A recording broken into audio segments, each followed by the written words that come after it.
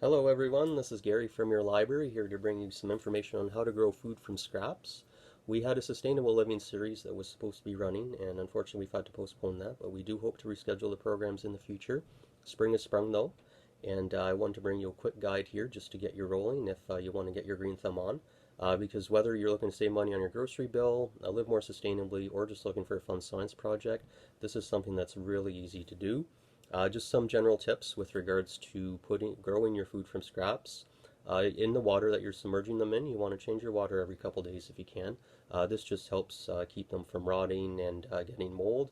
Say lettuce, for example, if some of the leaves fall off into the water, it can get kind of grungy. You want to cut your stalks off and cover the roots with water, but you don't want to submerge the entire vegetable. And also the size of the container, it should be relative to the size of the food you're growing. So you want, say, more long and thin if you're doing green onions. If you're doing something thicker like, say, celery, you can do something shorter. And I will be showing you my examples here. Also very important, sunlight. You want to have somewhere where you can put your scraps in the sun to help them grow, or if you have a grow light, you can get grow lights fairly cheaply. Amazon, I think you can get them as low as $25, but I mean they can also run up to as high as, well, higher even, but say like between $25 and $250, depending on what type of light you're looking for. But if you just have an area like a windowsill somewhere to put your scraps, that works great. So as I said, I've got some different vegetables here. I have 4 different vegetables. So I'm going to show you celery, fennel, carrot, and green onion. And also a couple of them are starting to decompose a little, and I did that on purpose because I just wanted to do a comparison, because I'm going to check in later on and show you the progress on them, and just to see kind of how they progress, if it makes a difference from if they're fresh or if, say, they were dug out of the compost heap. So first let's take a look at the celery. So you can see here that it's not entirely submerged. It just has probably about 1 centimeter of water in there. And so the stalk itself, you want to cut off about the bottom 2 inches of the stalk and just put it in a small bowl of water. New growth will begin in 3 to 4 days. And so you can see here how the leaves in the middle are yellow right now. And so they should change to green as this progresses. This is some fresh celery. I just cut it off today, so we'll see how it progresses over the next 3 or 4 days. Also, I have some fennel, which is looks similar to celery, and this probably cut off a bit more than needed to. I mean, you want to cut off at least 1 inch from the bottom. But this one actually did dig out of the compost heap, which is why I mentioned that.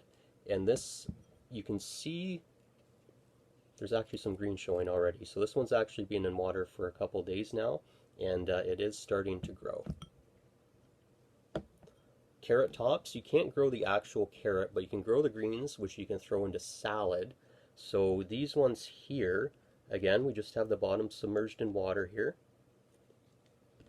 But these are actually starting to rot a little, so it'll be interesting to see how it goes. So you can see there's some black on here already, but I'm just going to have them submerged in water, and I'll check in, and hopefully we'll get some growth. But if not, you know, it's a lesson learned, right? And part of gardening is about learning as you go. A really good one, green onion. I wish I had a bit thinner jar or a bit shorter jar for this one. So I just put 3 stalks in, and you can see that the roots, they're in the water. And basically green onions is a great thing because these, as they grow up, you can just snip as you need them. You can snip your green onion out, put it on your sandwich, in your salad, and you'll never have to buy green onion again. You can just snip and it'll just grow back up. So that's a really good one to go with. Another one that's really easy to go with is lettuce. I don't have any lettuce today because romaine lettuce is the best one to do, and I didn't have any romaine lettuce. But lettuce grows really quick, and I actually just wanted to show you some seeds here. These were planted 3 days ago, and you can see that there's already some growth happening here. So the seeds have already sprouted. And it's, again, lettuce is something you can start growing, and you could never have to buy lettuce again. So new growth, if you were to submerge the lettuce into water, like these other vegetables, it could be as little as 3 days that you'd start to see growth, and within a couple weeks you could even have a half head of lettuce. So for some resources, for some other vegetables that you can do in water, foodrevolution.org, they have some great infographics. They have a blog post, it's for nut growing 19 different vegetables, and they have infographics for each one. So if you just do Google Food Revolution Scrap infographic, it should be the top result. Also, I mentioned that Gale courses, which you can access through the library's website, they currently have a program on starting your own edible garden, which is perfect for this time of year. So you can enroll in that. It's free with a library card, and anyone can get a library card. You can sign up for that online if you just go to brantlibrary.ca. Also, if you have any tips or experiences from growing food from scraps that you'd like to share, be much appreciated. Just leave a comment below and let us know how your progress has went, things you've learned, any other advice that you can give. I'll be checking in probably about a week or so, just to show that how the scraps are progressing.